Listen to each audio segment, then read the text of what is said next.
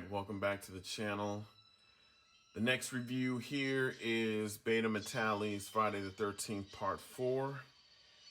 This figure, if I remember, I think I acquired it from a fellow collector. He had it on sale and I bought it from him. I don't think I was on the original run for this. There's two different versions. There's this version, which is, you might as well say, the standard version, and then there's the battle damage version that he has with the split hand, the alternate head sculpt with the machete, where you can stick the machete in it. And I think he has an axe mark. God, no, not an axe mark. He has the machete mark on his chest where he got hit at. I believe that's what all comes with the battle damage one. But this is the standard edition. Again, out of all the Jasons that he has done, this would be number 3. So like I said, first would be Jason Lives. Second would be Part 3 Jason, which will probably be the next review. And then this being his third best. So nothing much comes with it but the battle axe, as you see. One head sculpt, one hockey mask, and this fantastic stand that he did. So let's dig into it. As usual, let's take a look at that head. All right. The head sculpt. Once again, Beto nailed it. The hockey mask, the damage to the hockey mask, screen accurate. This particular film, I did not like the way they changed his face so quick. It was a bit confusing because the film picks up right after the night that he gets supposedly killed with the axe to the face, but his face all of a sudden just completely changed in one day. Fingernails grew black in one day. So I don't know what the hell Savini was sitting there doing. I mean, I guess he just wanted to, I don't know, just do his own thing. But I just wish they would have kept the same look from Part 3 and just continued on. But anyway, Beto, to do this at 1/6 scale, I don't know how you guys do it, but overall, again, he sat here and he nailed the likeness down. The hockey mask, the battle damage, the scratches, the paint chips. You go back and you look at the shower scene where he kills that dude who's singing in the shower. And then you look at this hockey mask and it's exactly the same. Got little strands of hair there, which was another weird thing. It's like the dude was bald-headed. How did hair grow, out of his the back of his head so fast? The shirt, of course, was different from Part 3. You had that one pocket in the front of the shirt that didn't have a lap going over it. I don't know. Like I said, they just completely changed Jason's look for Part 4. Still doesn't matter. Movie is the bomb. Like I said, my favorite Jason of them all is Part 6, but this one here, you can't knock it. It's definitely one that you will need in the collection because, again, it's one of Beto's top works. Look at that eye. You can see that eye right there.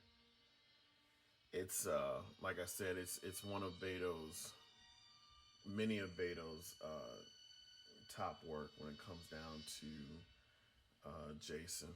He can nail every version of Jason down, which is another reason, Beto, if you're listening, please, we need Part 7. We need a Part 7. Just do 5 of them. Just do 5, bro. I need one. All right, and here he is with the hockey mask off. Of course, Savini's version of Jason. Like I said, it's just how did his teeth become all protrude out, and I don't know, maybe it was the hit on the axe. I don't know. The axe that hit him on the head, it fucked his jawline up. I don't know. Anyway, fact is, Beto nailed it down. You got the what do you want? The loose eye. Uh, you've got the machete wound, or not the machete wound, but the axe wound.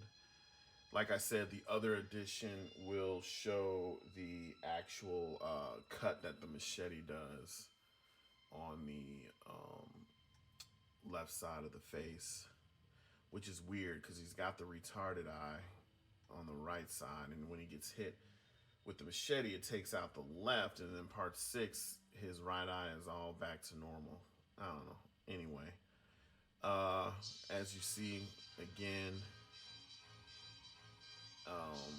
yeah, and that was even another thing. Like the left side of his face just went completely all Freddy looking, and then the other side is kind of normal. So I don't know what they were thinking. I guess they didn't want to question Savini as far as like, hey, what are you doing? Why are you changing his look completely? But anyway, like I said, the film still rocks. But Beto just again just nailed it down. Perfect. Look at that. Look at that axe wound. The battle damage one. I don't know if I may be on the market to try to look to see if I can get one. I think this version is good enough. I don't think I'll ever display him with like the split hand, and having the machete in the head would be awesome, but who knows? We'll see what the future holds. If you see any of these on the market, I don't know. We'll see what happens if I end up copping one. All right, as you see here, this is the base that Beto did. He started doing these bases. He did it with this figure, and he did it with the Part 3 Freddy edition that he did. So I think these are the only two figures where he did bases like this. I hope he continues to build bases like this, because I kind of prefer for his figures to have something like this to put it on rather than the regular generic stands. As you can see, everything by hand, fake dirt, grass, the nameplate, the wooden planks, I guess you would say from the dock or whatever, but all weathered and painted by him. Or I don't know if this was done by his cousin or not, Alex. Yeah. I want to say, I think this was done by Alex. I'm sorry. I don't think Beto did this. I want to say this was done by Alex. If I'm wrong, correct me, but I believe these plates were done by Alex. I think this is why Beto doesn't have these stands on all his figures, is because I think Alex was the one doing them. So I believe he only did this one and Part 3 Freddy, and that's it. So, yeah, I think I'm going to stand on that. I think Alex did this and not Beto. But regardless, I love these stands. I hope that he can continue to do them on future figures, like that Part 7.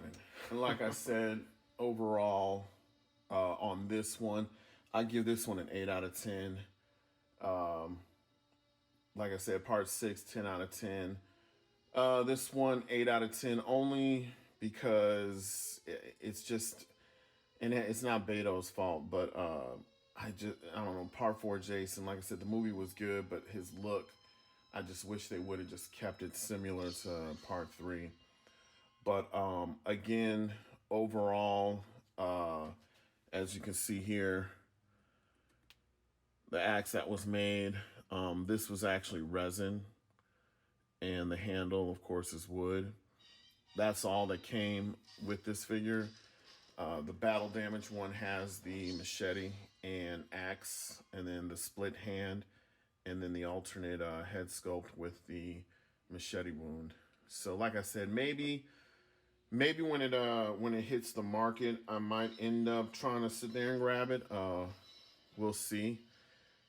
It just depends on who's selling what at what time, and if I'm able to sit there and actually capture it. But definitely will still keep the standard edition, and if the other edition comes available sometime down the road, then I'll make the decision to sit there and possibly grab it. But definitely, I hope he continues to produce um, more Jasons. Uh, I think he was going to be working on a part five Roy. I cannot remember. He did show the face of Roy, and he did show uh, the hockey mask of Roy. So I'll have to hit him up and see what's the status on that if he's going to release it. But more than all, Beto, we need a part seven. You've seen your take on many things. He's doing the Universal Monsters, Universal Studios, I guess, Monsters. He's doing Dracula, Frankenstein, Wolfman, The Mummy. I mean, he already nailed it all to perfection. Come on, we need the part seven. I know you can do it, amigo. You gotta sit there and you gotta hook it up. Like I said, just do five, man. But you gotta make sure that I'm on there. You gotta make sure. Uh, we'll see what the future holds. Maybe on the next review, I'll have some updates. I'm gonna hit him up about that part seven. So on my next review with the part three, Jason, we will see if I can get a good answer from him on part seven. I'm gonna see if I can try to convince him. But other than that, this is it. Friday the 13th, the final chapter. Jason Voorhees by Betomatali.